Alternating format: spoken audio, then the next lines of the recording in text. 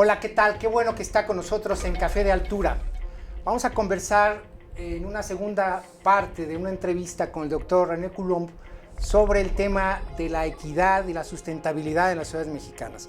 Tuvimos una primera conversación en la que hablamos sobre esta relación, particularmente en el contexto mexicano, pero hoy vamos a hablar de la expresión que necesita tener la sustentabilidad y la equidad cuando hablamos, por ejemplo, de servicios públicos, de infraestructura y de los recursos financieros necesarios para que esto exista.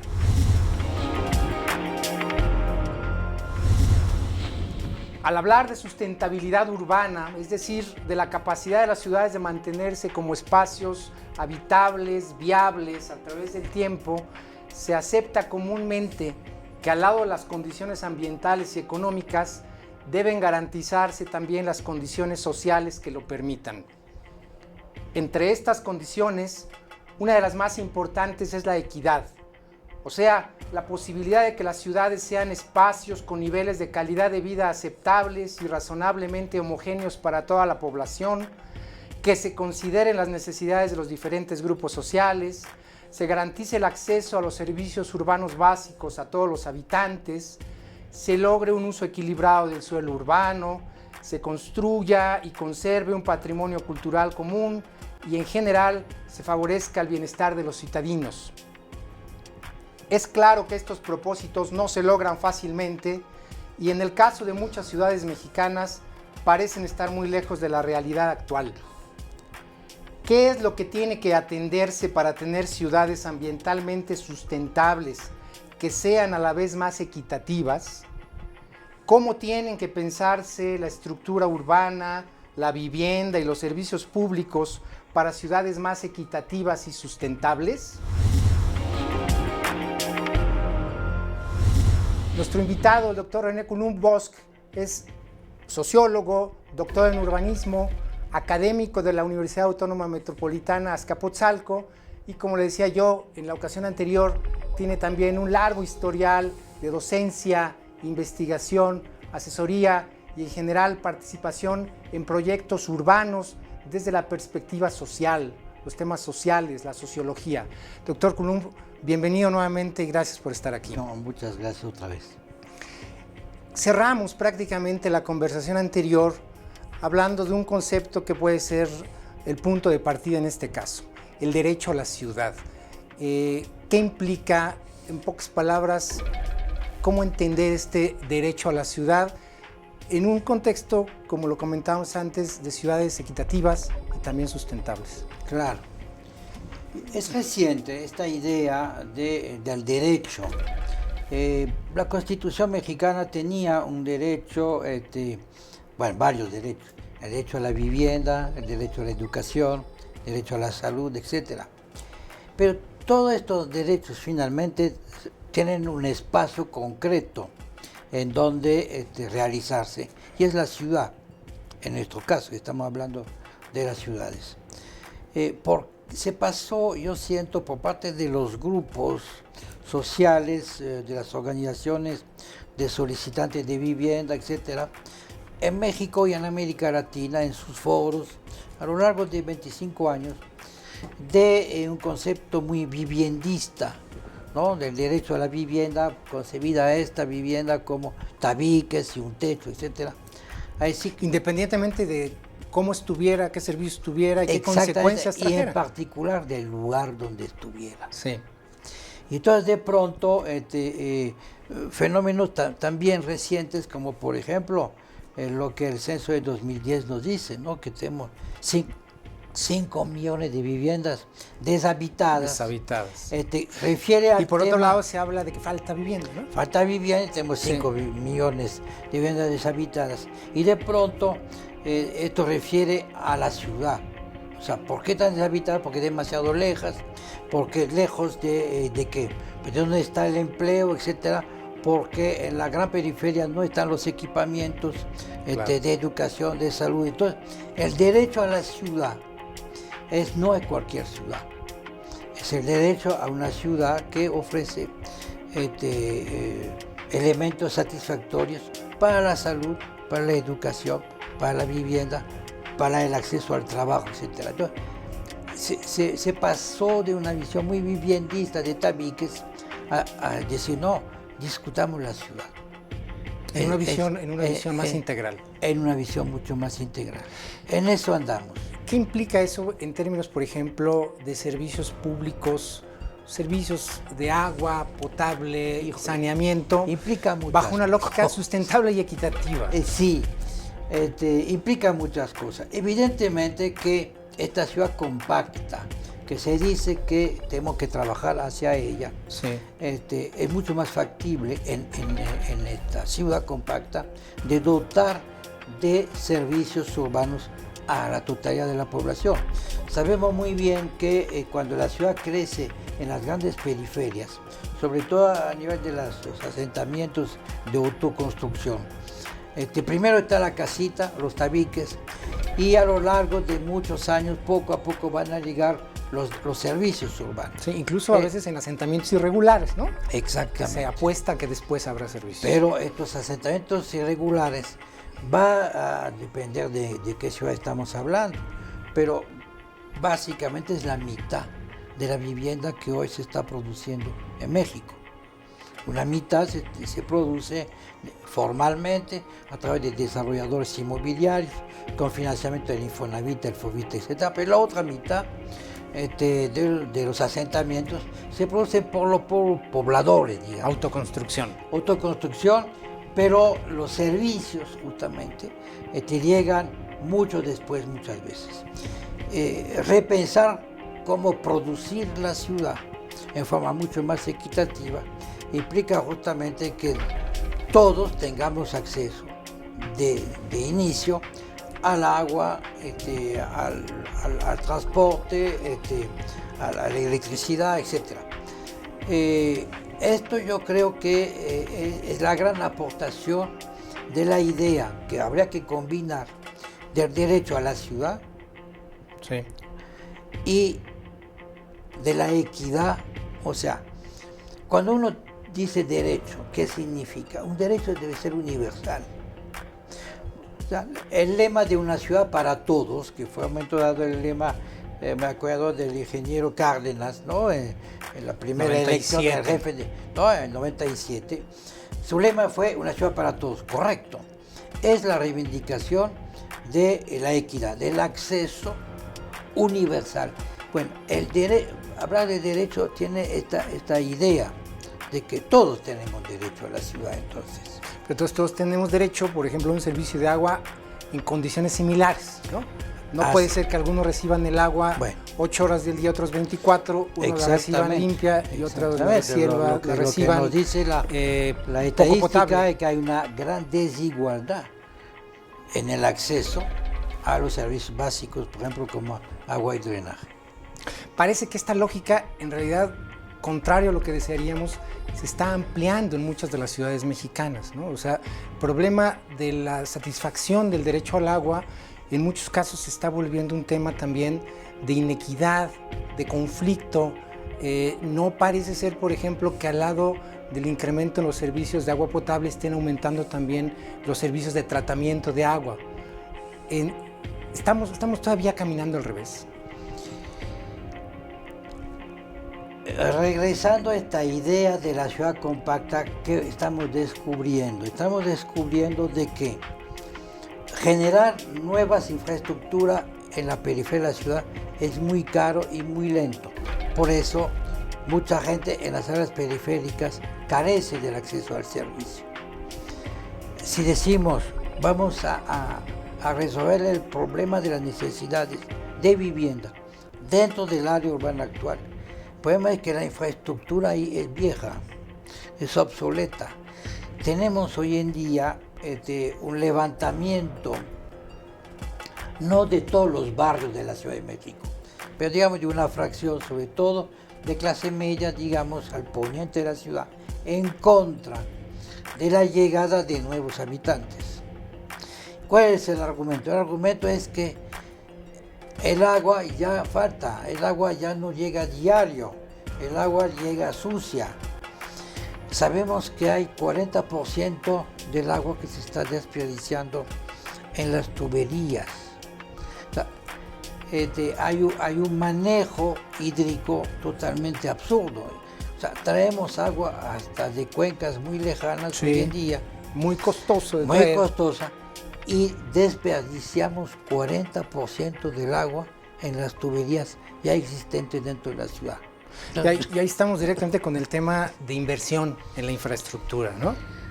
Claro, y estamos a nivel del tema de quién financia todo ¿Y de esto. quién financia todo esto? Creo que esto puede ser el núcleo. Ahora que volvamos tenemos que hacer un corte, pero centrarnos específicamente en el financiamiento, el papel del Estado, el papel o no del capital privado y las implicaciones de las características del financiamiento sobre las características de los servicios públicos. Claro. Y en ese sentido de la equidad en las ciudades. Me permite, hacemos un corte. Siga con nosotros, estamos en Café de Altura, no se vaya.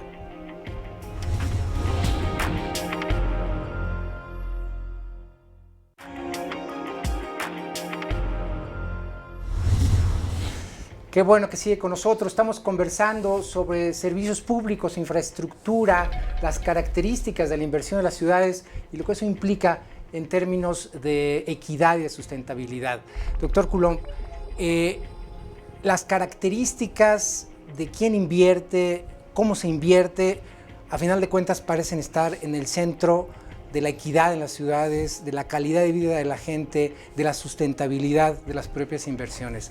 ¿Qué papel, qué criterios tendrían que estar jugando en esa lógica las autoridades en sus distintos órdenes de gobierno, las autoridades propias de las ciudades o incluso en lo que les compete las autoridades estatales y federales?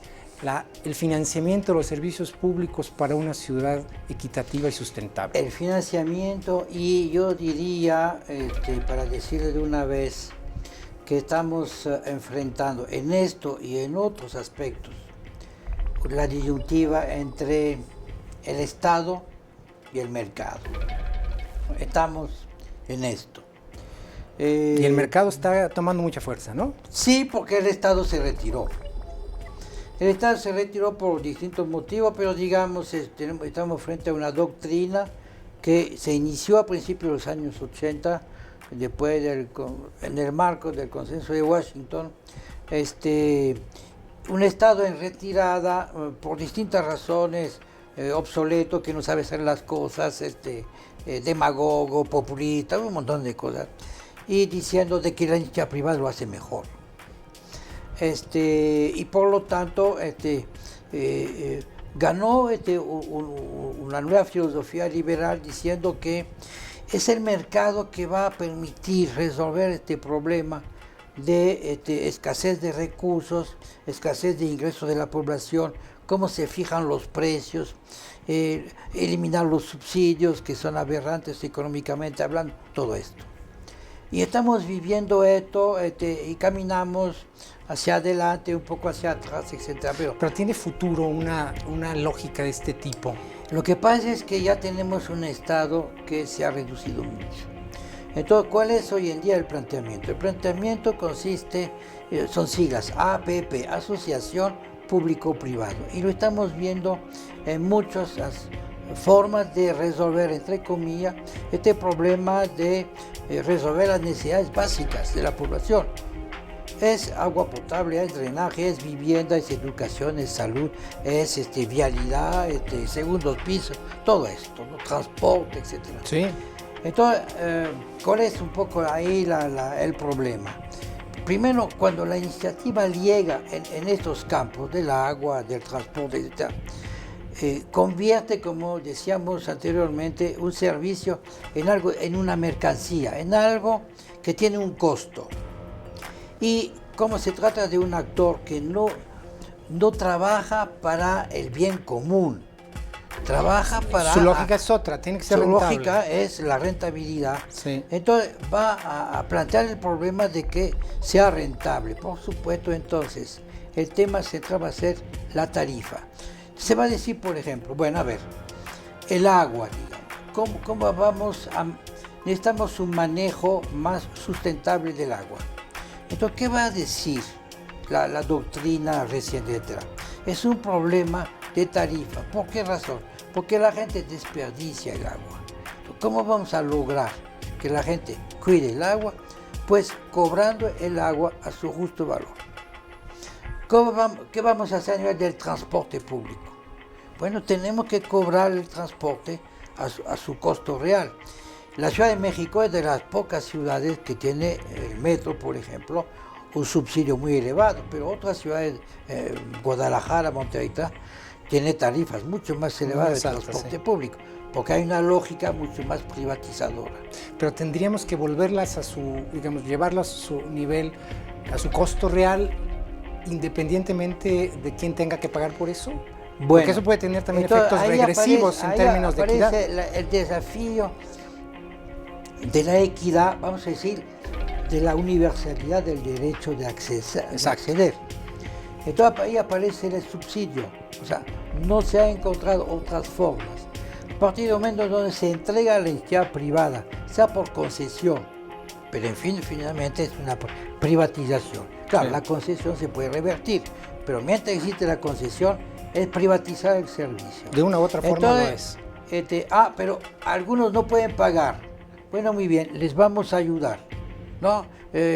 Son ancianitos, no pagan el metro, son estudiantes, etc. O sea, es lo que en el mundo occidental capitalista se ha encontrado como solución, entre comillas, ¿no? ¿Por qué? Porque ya el Estado como tal no tiene ya los recursos para asumir solo la dotación de los servicios a la totalidad de la población. Lo que usted me está diciendo es que de alguna manera ese tipo de apoyos a través de recursos públicos, digamos subsidios, tendría que ser por otras vías, digamos, otra estructura de construcción de los subsidios. No subsidiar, digamos, el boleto del metro en la Ciudad de México, sino apoyar a los usuarios. Bueno, pero de hecho es el subsidio. O sea, la doctrina desde los años 80 es la focalización. Y me parece correcto en cierto sentido. O sea, que haya subsidios, vamos a decir, progresivos. Sí. Que esto está vinculado también al tema del financiamiento, que es la fiscalidad. No nos olvidemos que el presupuesto se deriva de la fiscalidad. Y la distribución del ingreso pasa por la fiscalidad. Exactamente. Entonces, lo mismo que tenemos que tener una fiscalidad progresiva, saber que el que gana más proporcionalmente pague mucho más impuestos que el que, de hecho en México en parte lo que está pasando, cierta población abajo de cierto nivel de ingreso ya no paga impuestos, digamos, ¿no? Pero lo mismo para las tarifas. O sea, cómo lograr, o bien entonces también, son pequeñas herramientas que son siempre las mismas, el subsidio cruzado. ¿Cómo manejarlas, no?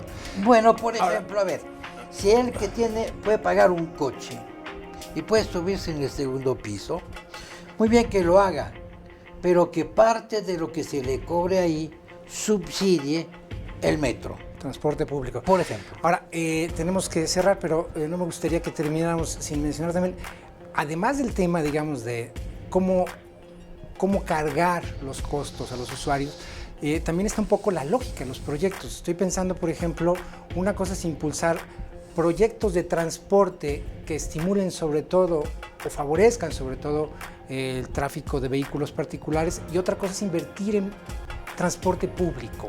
En esa lógica, ¿no tendría también que revisarse con más cuidado, no nada más cómo se financia, quién lo financia, sino también qué financiamos? El coche está matando a la ciudad. Ciertamente, dentro de 200 años se verá nuestras ciudades y la pobre ciudad. El coche hoy en día, desgraciadamente, lo vimos en 2008, con la crisis de los subprime y una gran crisis del capitalismo. Se dijo que era como la de 29, o sea más. ¿Qué hizo el señor Obama para sacar al capitalismo de la barranca? Subsidió la compra de coches. Sí. Hoy en día la industria automotriz es la que manda sobre la ciudad. Y es una lucha de todos nosotros. Y tiene sentido pelear una ciudad compacta, tiene sentido pelear una ciudad de a pie, ¿no? Tiene sentido quitar cada vez más el espacio en el espacio público. El derecho a la ciudad, del cual estábamos hablando hace rato, yo creo que cada vez más es el derecho al espacio público. Este espacio público hoy en día cada vez más se privatiza para un artefacto que se llama el automóvil, que resuelve el problema de transporte de 20% de la población. Nada más. El otro 80% se moviliza de otra forma. Tenemos que cerrar, pero creo que con esa frase podemos cerrar. El derecho a la ciudad es el derecho al espacio público, cada vez más. Y en ese sentido estaríamos hablando de equidad, estaríamos hablando de sustentabilidad, estaríamos hablando de ciudades modernas, contemporáneas y más humanas, ¿no? Así es. Gracias de nuevo por habernos acompañado el día de hoy, doctor René Colombo. Gracias. Y gracias a usted por haber estado con nosotros. Lo esperamos en nuestra próxima conversación de Café de Altura.